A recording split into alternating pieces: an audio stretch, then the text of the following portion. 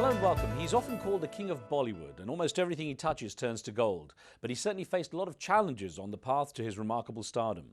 This week on 101, meet the man long considered the Indian film industry's hottest property, Shahrukh Khan.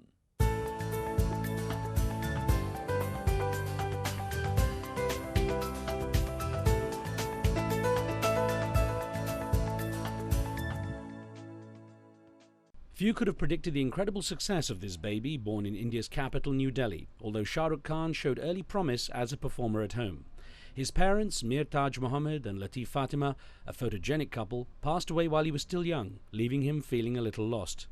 Shahrukh's passion for and ability in sports were never fully realized because of early injuries, pushing him into other interests such as acting. A trip to India's film capital, Mumbai, launched him quickly into Bollywood's limelight, and he continued to knock out one blockbuster after another, from Kuch Kuch Hota Hai, one of his many famous collaborations with his close producer friend Karan Johar, to colourful epics such as Devdas. In spite of his remarkable omnipresence, at heart Shahrukh Khan remains a relatively private person and dedicated family man, and remarkably down to earth. Not bad for a superstar who initially thought he'd just try out a little acting.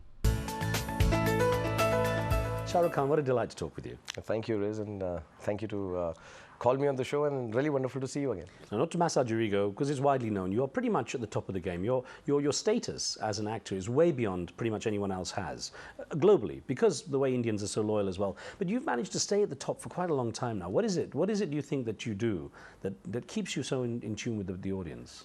I don't know, my wife tells me I should keep my mouth shut.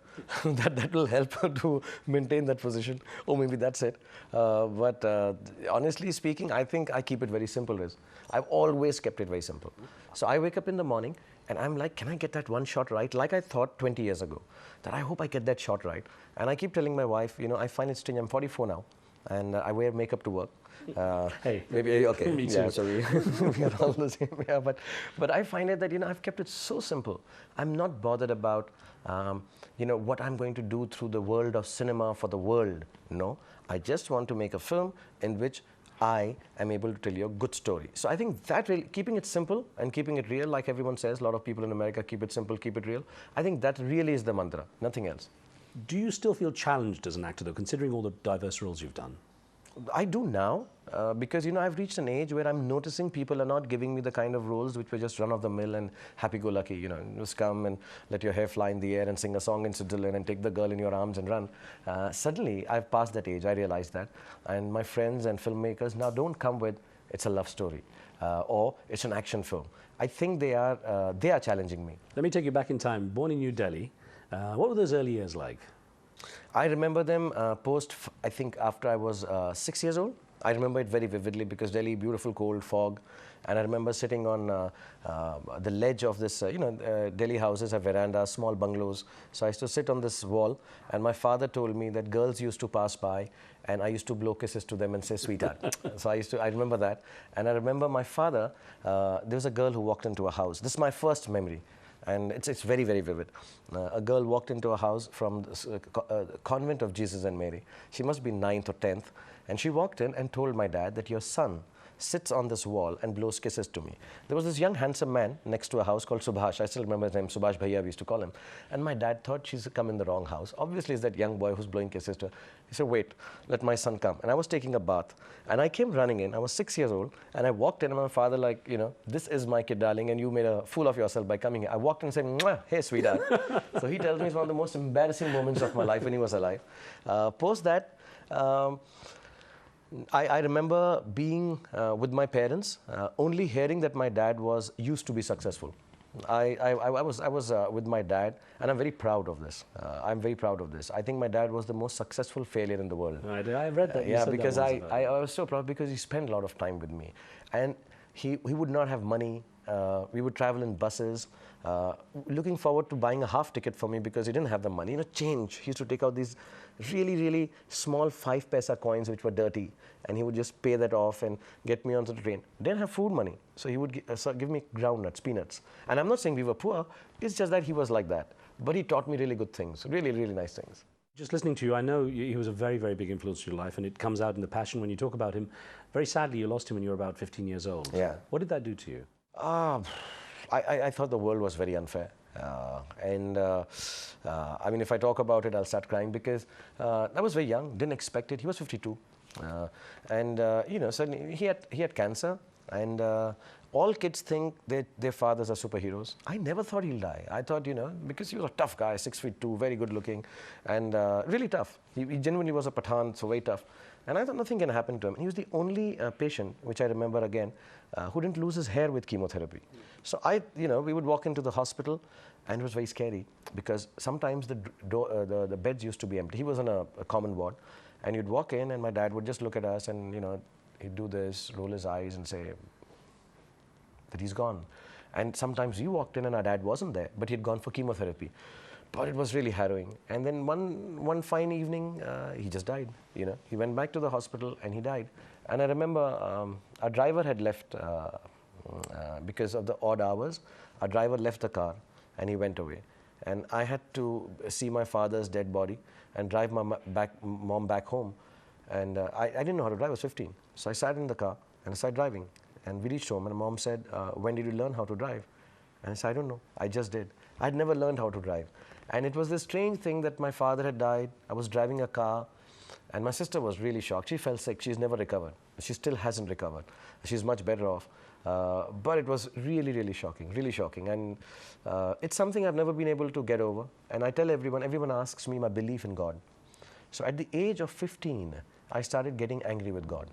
I used to be like, "Allah, why did you do this to me?"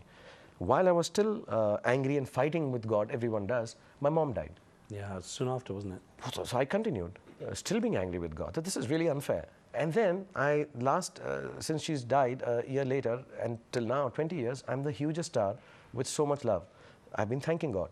So my relationship with God has been so long, fighting, anger, disturbance, thank you, thank you, thank you, that I think, suddenly become a great believer in God, you know. Your parents were a great influence in many ways because they represent what India is about to so many people. And that is that though you're a Muslim family, they taught you to read other religions and understand other religions too. Well, my father was really wonderful like that, and so was my mother. He would take me for namaz. He would take me to the Eidgahs. We did everything that a Muslim is supposed to do. We did our wazu, we did our namaz, we read the Quran, everything. We were a fairly strict, proper Muslim family, and everything was followed to the T. But in the same breath, I was acting in Ram Leelas as part of the Hanuman Sena. So I knew the Hindu culture. And because I was in a Christian school, I was learning the Bible also. And my father would tell me, and strangely what happened is, when I read the Gita and the Ramayana, it was in Hindi. I understood it. When I read the Bible, it was in English. I understood it. And my father suddenly turned around and said, "You know what? You got to understand Islam also in English. So read it. Read all the books and make up your mind. Know that you're Muslim, and Islam means tolerance.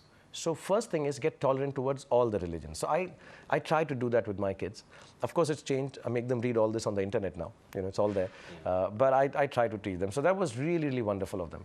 Interesting you mentioned about Hindi because that was your worst subject in school, wasn't it? Until your mother gave you the incentive of studying it so you could go to a movie. Yeah, she told me that I used to get 0 or 1 out of 10. Those marks were out You of were 10. good in other subjects though. I was good in other subjects, yeah. I was good. So and teachers used to love me. Hindi was a problem subject. Hindi was pathetic. Hindi was pathetic. And also I think I had this little, being in an English-speaking school, I had this superiority complex. I looked down upon, you know, we were cooler, way cooler than to learn Hindi and Urdu and stuff like that. We used to speak Urdu at home, Persian, Arabic. But I just never looked at it. Then mom said, "You get 10 on 10 and I'll take you to watch a movie." And the movie was Joshila with Devanand Saab. And I just found out 6 months back that Mr. Yash Chopra had directed it. And it was an action film, and he said, "I don't know why I directed that film. I have no to do. I've never done an action film. I just did this film." It was shocking. I didn't know he had directed it. And I worked so closely with him. He just told me 6 months back. He had read in an interview. So I got 10 on 10. And it was a spelling exam. And I went to see my first movie in Vivek Cinema Hall in Pusa Road near Delhi, Rajendra Nagar. And I was thrilled. It's a great film. But it's interesting because then the life changed. You went from New Delhi to Bombay, Mumbai as it is now. Mother died in 91, and 81 dad had died, 91 mom died exactly 10 years later. And I was very depressed. And by then, television, some work had happened, and people started calling me, and the first call came from Hema Malini ji, and I wouldn't believe it. She'd say, "Hello, this is Hema," and I would like, it can't be, you know, somebody's pulling my leg.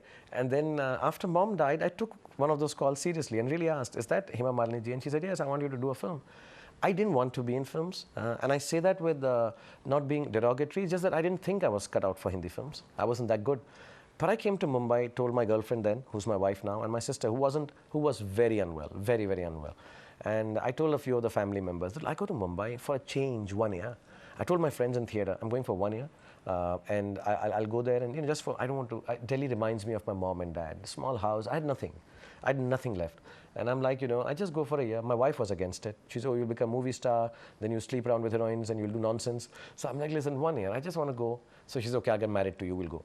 So she got married to me. I came for a year. My friends are still waiting. Whenever I meet them, they say, Shahrukh, you said you're coming back after a year. And I'm like, yeah, as soon as they throw me out, I'll go. Right now, they're employing me. Well, things change. I'm going to ask you more about that in a moment. We're taking a very short break here. More with Shahrukh Khan when we return.